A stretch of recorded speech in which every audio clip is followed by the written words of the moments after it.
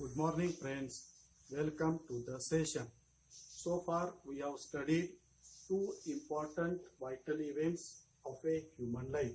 So one is birth and another one is death. And the rates associated with birth and death, that is fertility rate,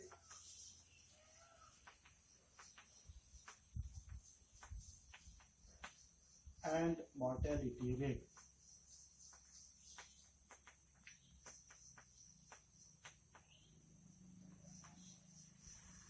These rates are important in measuring the change in the population. As friends, we know that the population measurement can be done through the equation Pt equal to P0 plus birth minus deaths and plus immigration minus emigration. So in this equation, if you see that the major factor which impacted on this change in population is births and deaths. So the difference between births and deaths plays an important role in PT. So therefore, we need to understand the fertility rate and mortality rate very carefully while dealing with the change in the population. There are various factors like individual average age of a marriage, and the average number of females in the reproductive age group are responsible for change in the population. But major part comes to the births and death rates.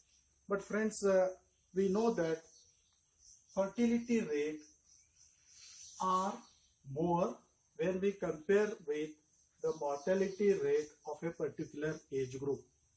So you are agree with me that a child whose age is 5 years, suppose there is a child whose age is 5 years, the fertility rate, that means a child who survives up to 5 years, the number of children who survive up to 5 years are always more than the number of deaths of 5-year-old children.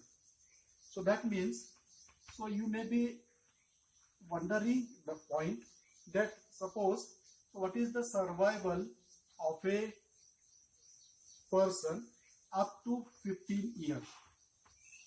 It should be more than the number of deaths up to 15 years.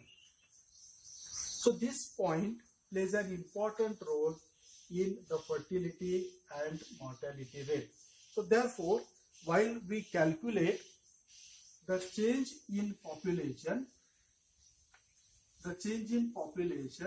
can be seen through the difference between births and deaths. If this difference is greater than 0, then we can say that population is increasing. Suppose if this difference is less than 0, then we can say that population is decreasing. And if the difference between these two vital events are 0, that means B minus D equal to 0. So this implies births and deaths are same. Then we can say that population remains constant. So that is stagnant. So it remains the same. This is one way of looking towards these rates. Another one way is, suppose according to Pearl's index. So what Pearl has given? He has given the ratio of births to deaths. If this ratio, so that means the ratio of births to deaths is greater than 1, so that means B is greater than D, then the population is increasing. If this ratio B divided by D is less than 1, so that means we can say that population is decreasing. And if B divided by D is equal to 1, then we can say that population remains same. So that is, it is a stagnant. So when the population is stagnant, if B equal to D. So this is another way of looking towards change in population. But friends, the important thing that we need to discuss is the population growth.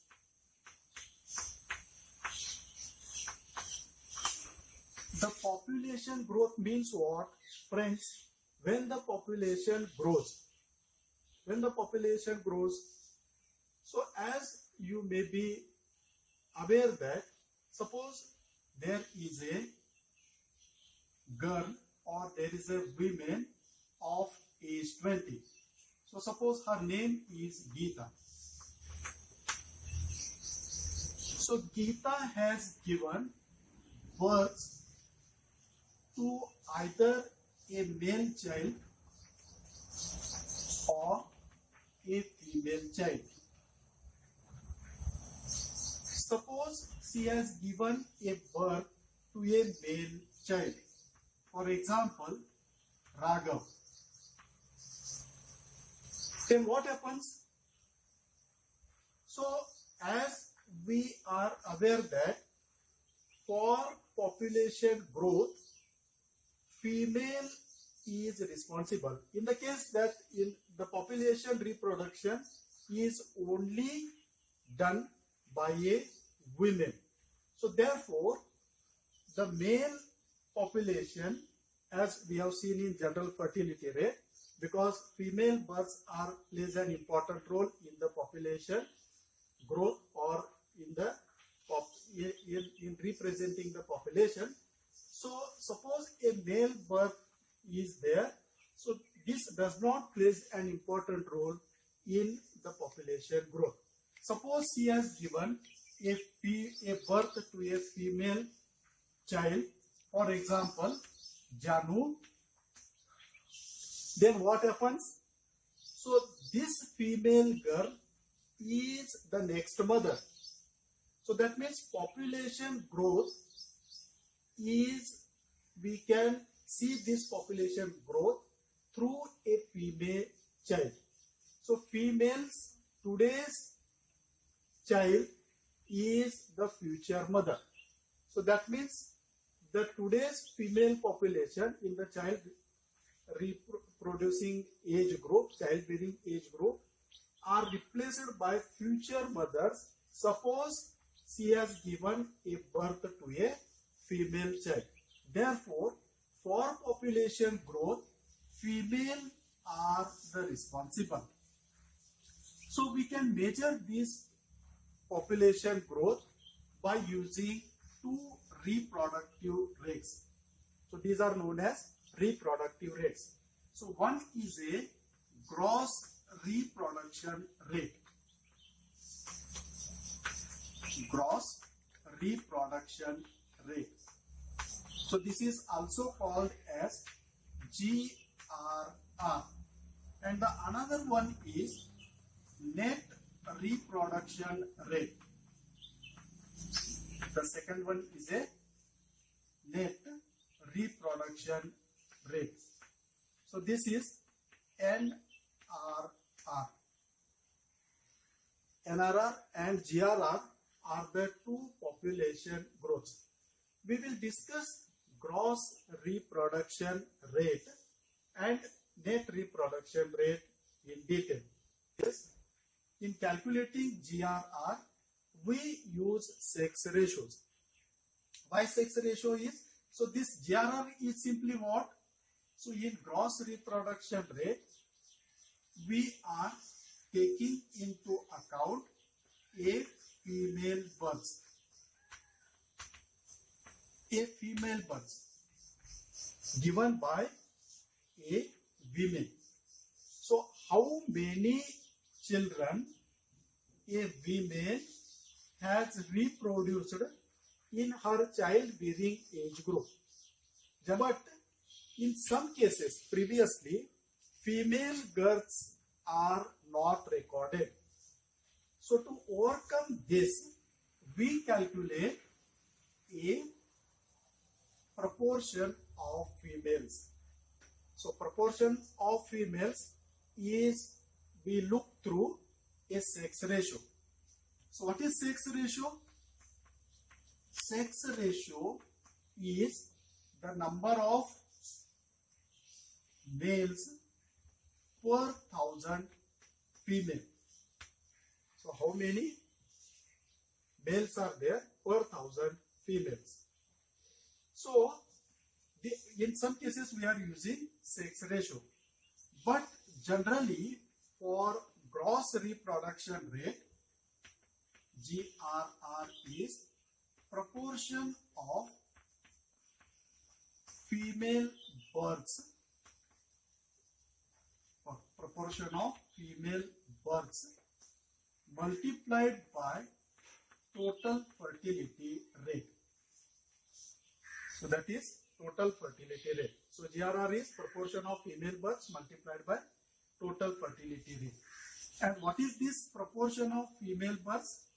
So that is simply the female births divided by total births. So female, we are interested in only proportion of female births. So how many births are taken place, and out of these how many female births are there? 5 births. So that should be multiplied by TFR. And what is TFR? R is female births divided by births into summation age specific fertility rate multiplied by C. So TFR is nothing but this value. So TFR is this value. Summation ASFR into is nothing but female ASFR into C. And what is this ASFR? So I am writing here. So I am writing this step here. So this is same as what? Female births divided by births into, so as we know that, so age specific fertility rate is births divided by female population into 1000, and this is multiplied by C. C is the class weight. So we can cancel this B and B. So what we get? So this is nothing but summation female births divided by female population into 1000 into C. So what is this, friends? So female births divided by female population is what? So this value is what? So this is same as female age specific fertility rate, and this is multiplied by C. So this is the formula for GRR. Suppose if we are interested in getting GRR for a particular age group, we may take this as a BI and PI. So GRR is what? So that is equal to summation of female births divided by female population into 1000 into C. So that will give us the idea regarding GRR. So GRR is nothing but the number of female births a woman has given in her childbearing age group, and this is related with per 1000. So per 1000 women who are in their childbearing age group, how many female births they have given? So that is nothing but GRR. And generally in India, GRR is lies between 0 to 5. And one more thing that is very important is this GRR is always less than TFR, total fertility rate. And in some cases, we may interested in how many births a woman is given in her childbearing age group. So that is nothing but GRR per woman. So what is, friends, GRR per woman? So GRR per woman is a woman in her childbearing age group, how many births, female births particularly, friends, make this point very clear, that in GRR we are only dealing with a female birth, because today's female, today's girl is replaced by future mother. So to get this reproduction rate, we are only dealing with a female child. So in GRR, and particularly GRR per woman, is nothing but a woman in her childbearing age group, how many girls she has given birth. So she has given birth. So that is nothing but GRR. So I think you may get this point, gross reproduction rate.